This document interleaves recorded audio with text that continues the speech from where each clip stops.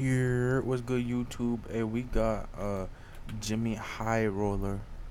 3 pointers that ruined basketball. He had like 3 videos I haven't watched yet, so he might just get a whole day of reactions. No cap. Damn! He's Golden State won. Yeah, that shit was nuts. I'm not gonna lie. That game, Celtics were going crazy. Well, Al Horford was going crazy.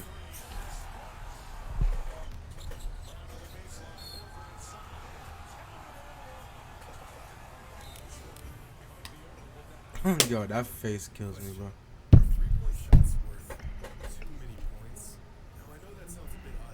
What the fuck?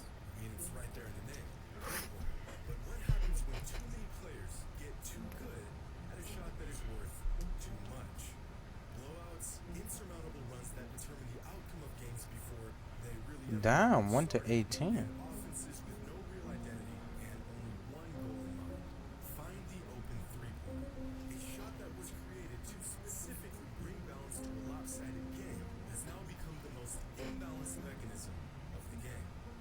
If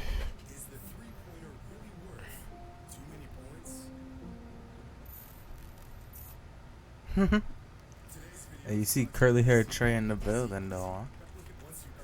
You fuck with it? You fuck with the curly hair, bro? I'm no cap, fresh out the shower. Hey, code Jimmy, SeatGeek with X, JXMY, JXMY. Yo, I actually never read these, bro. What the fuck? The ball may be thrown in any direction with one or two or both hands.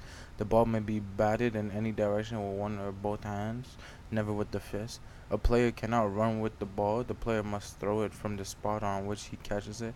Allowance to be made for a man who catches the ball when running at a good speed if he tries to stop. The ball must be held in or between the hands, the arms, or body. Must not be used for holding it. Oh, the arms or body must not be used for holding it. Holy shit. No shouldering, holding, pushing, tripping, or striking in any way. The or striking in any way the person of an opponent shall be allowed. The first infringement of this rule by any player shall count as a foul. The second shall disqualify him until the next goal is made, or if there was evident intent to injure the person for the whole of the game, no substitute allowed. A foul is striking at the ball with the fist, violation of rules 3, 4, and such as described in Rule 5. If either side makes 3 consecutive fouls, it should count a goal for the opponents. Consecutive means without the opponents in the meantime making a foul. Hold on, bruv. We reading all of these. This is gonna be a long video, cause I can't read. A goal shall be made when the ball is thrown or batted from the grounds into the basket and stays there, providing those defending the goal do not touch or disturb the goal. If the ball rests on the edge and the opponent moves the basket, it shall count as a goal. When the ball goes out of bounds, it shall be thrown into the field of play by the person first touching it. In case of a dispute, the umpire shall throw it straight into the field. The thrower in the thrower in is allowed 5 seconds. If he holds it longer, it shall go to the opponent. If any side persists in delaying the game, the umpire shall call a foul on that side. Number 10. Fucking hell, bro. I'm on number 10. The umpire shall be judge of the men and shall note the fouls and notify the referee when 3 consecutive fouls have been made. He shall have power to disqualify men according to Rule 5. Hold on, bro. Okay. Let's see. Okay, 11, 12, 13. Quick thing. The referee shall be judge of the ball and shall decide when the ball is in play inbounds to which side it belongs and shall keep the time. He shall decide when a goal has been made and keep account of the goals with any other duties that are usually performed by a referee. The time shall be 2 15-minute halves with 5-minute rest in between. The side making the most goals in that time shall be declared the winner. In case of a draw, the game may, by agreement of the captains, be continued until another goal is made. Damn, we're 5 minutes into this video, 2 minutes into his.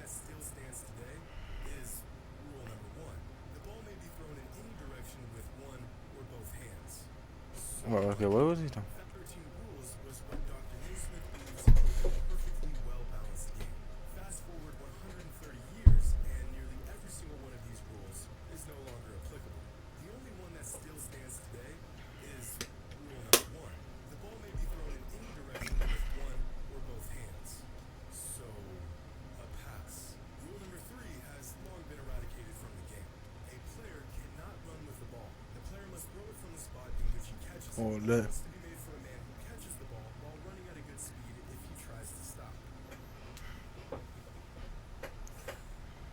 Yeah, we don't do that here. It's crazy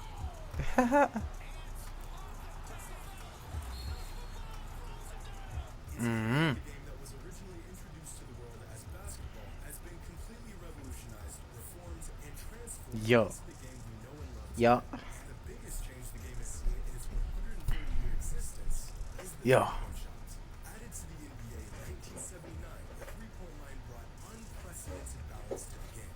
Smaller or less athletic players that were once pretty much decorative pieces on offenses centered around the big men and athletic wings now had a new powerful weapon in their arsenal. You no Yo. longer had to be a giant or a freak of an athlete to make a real impact on the game. And for the first time in nearly a century, shots that were taken from more than 15 feet out were worth taking. All thanks to a new shot that balanced the scales of basketball in a way the world had never seen before. The three-point line was and This still beat is is hard, man. arguably the greatest addition to the game in the history of basketball. Or maybe it wasn't. Damn, bro. I read all that shit. Now niggas got to add, bro. I played myself. My shit just not read though. I never put too much But thought what about the into the idea of 5 second the three-point inbound, shot bro? being far too valuable, even to the extent of possibly being a broken mechanic of the game. I mean, it seems to be balanced, but the other day I heard something that really warped my perspective on the three-point shots, just how broken it may be. As I'm Okay. watching the game, I'm going, Phoenix is so much better than them tonight.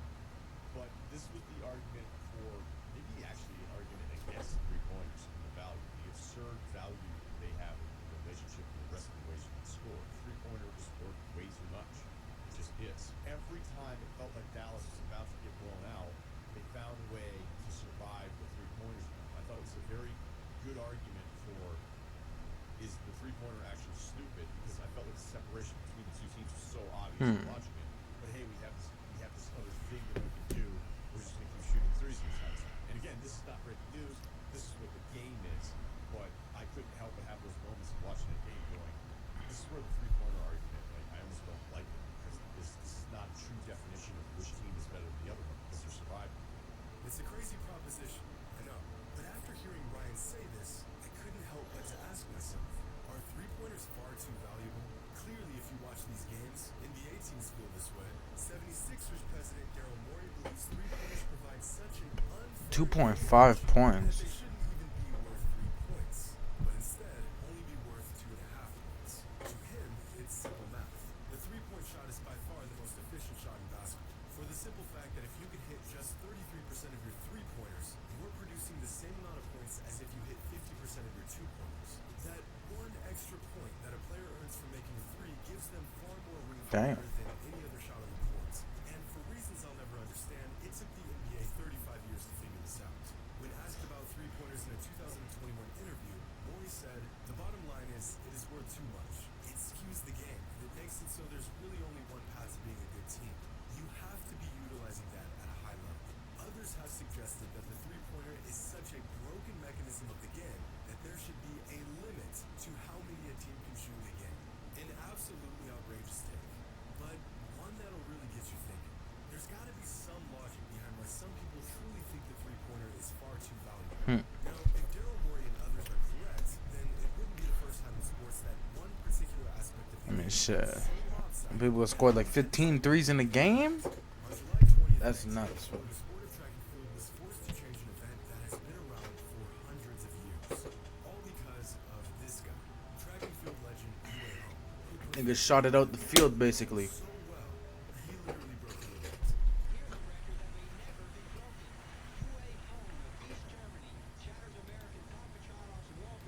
I'm trying to up the quality, but this shit is just so old.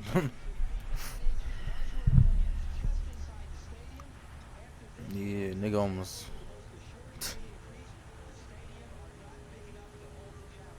That shit is nuts, You huh? see where that javelin landed? Now, do you see where the landing zone ends? The man threw his javelin so far that it nearly went out of bounds. If this throw was any further, it could have killed a man.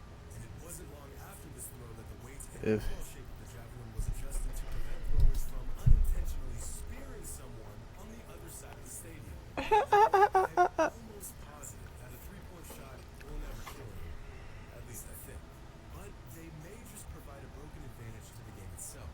Morey believes that the three-pointer is so valuable that he built an entire roster around it in the 2018 Rockets. This team was an incredible success, winning 65 games while attempting far more threes in a single season that than shit is any other team nuts. in league history. This team truly lived by the three, and they would eventually die by the three, because what Daryl failed to consider was that basketball isn't math.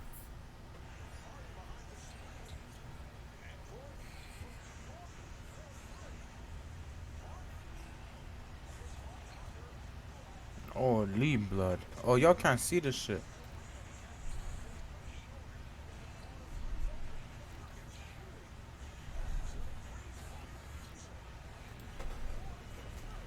God, Lee, bro.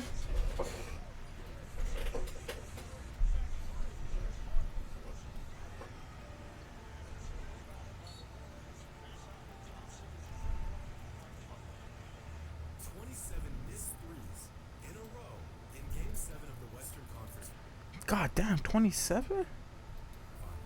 The worst three-point shooting performance in NBA history. One in 186,141. The chances of the Rockets missing 27 threes in a row God. this NBA fan. The Rockets hit 36.2% of their threes in the 27-18 season. The chances of a team with that 3% missing 27 in a row is 86,141. Miraculously, the Rockets only lost this That game by is 9 not. points. If they had just made a few of those threes, the Rockets would have moved on to the NBA Finals, and Daryl Morey's three-point theory would have worked. But they didn't. And Fucking. Morey has yet to replicate this same level of success as a strong believer in the long run. So, is the three-pointer worth too many points? Does it actually provide a lopsided advantage to teams that shoot it well? Or is it a perfectly balanced mechanism of the game? Well, objectively, it's not broken at all.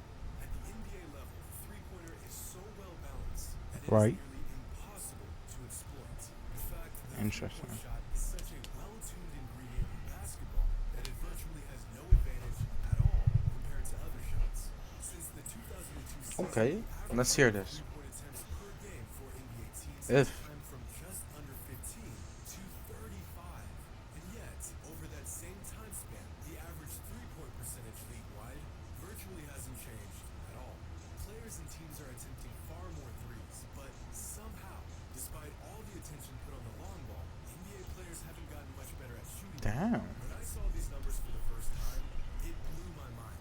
How can a shot that becomes so well executed at the NBA level, a shot that most players now possess within their bag, find its way into the basket just as often as it did decades ago? It's almost as if the people who introduced the three-point shot to the game of basketball knew exactly where to put the three-point line for it to be advantageous enough to attempt, but not too advantageous to create an imbalance in the game. But they didn't. When you freshen your brows, I said it's almost like, but nah, it's not that at all. Things be silly, bro. Yo, what's up, bro? Double ad? Come on, bro. when Abe Saperstein and Ray Meyer first introduced the three-point line to the American Basketball League in 1960, they didn't crunch any numbers to find out the right distance for it. They didn't have any data to point them to the right spot on the court. They literally just picked a spot. According to Saperstein's son, they just arbitrarily drew lines. Just two Hall of Fame coaches getting together and saying, where would we like to see the line? The distance they chose for their game-changing shot? 25 feet. Now, what I wouldn't do to see the absolutely atrocious shooting numbers from 1960s basketball players attempting three-pointers nearly 2 feet further out than the current NBA three-point line. Needless to say, Shit's the shot nuts. served almost no purpose, so the league decided to move the shot in to just 23 feet. But as far as the evolution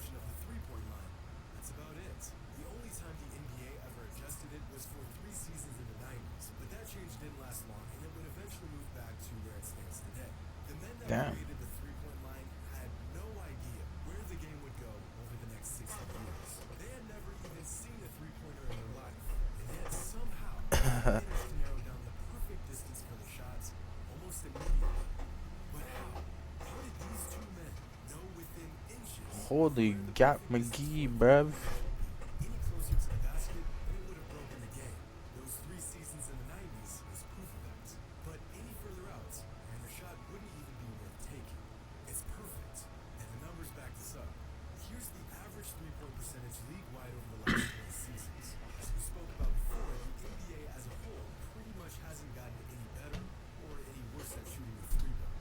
But you know what NBA players and teams have gotten better Damn, at? 2012 was a dog shit war. Over the last 20 Fucking year. seasons, NBA players have gotten significantly better at shooting shots within the three-pointer.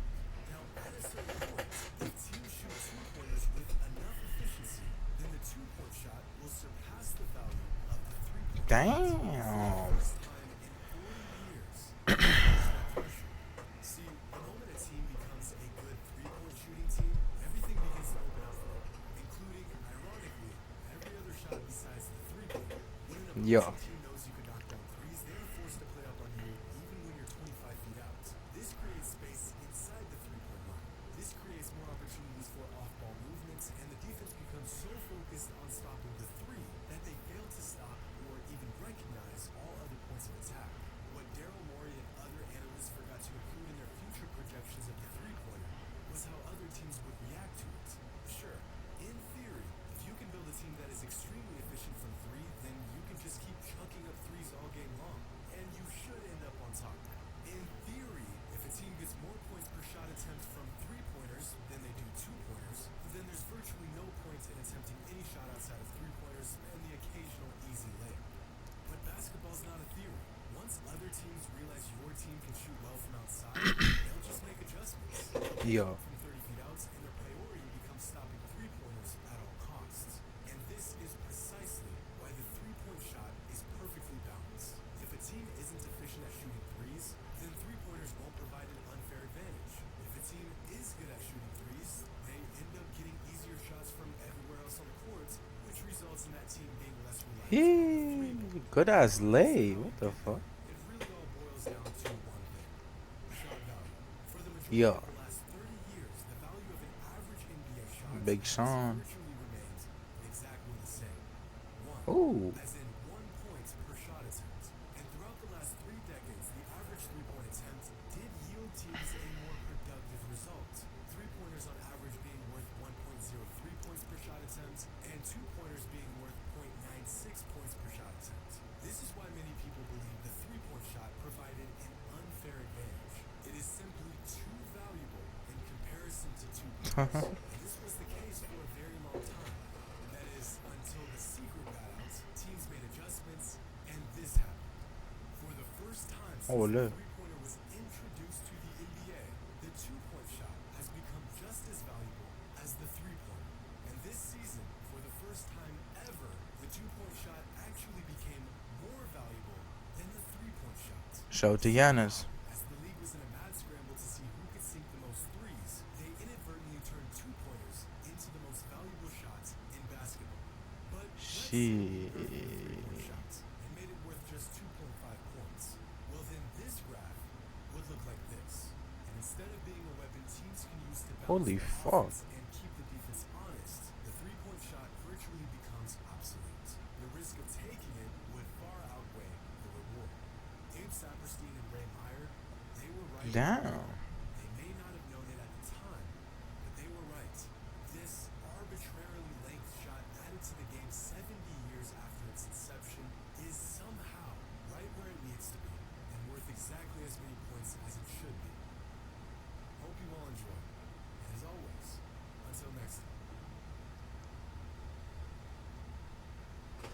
That's nuts, bro. Sure, bro. Jimmy High Roller with the stats as usual, bro. This nigga. Shout out to Jimmy, bro.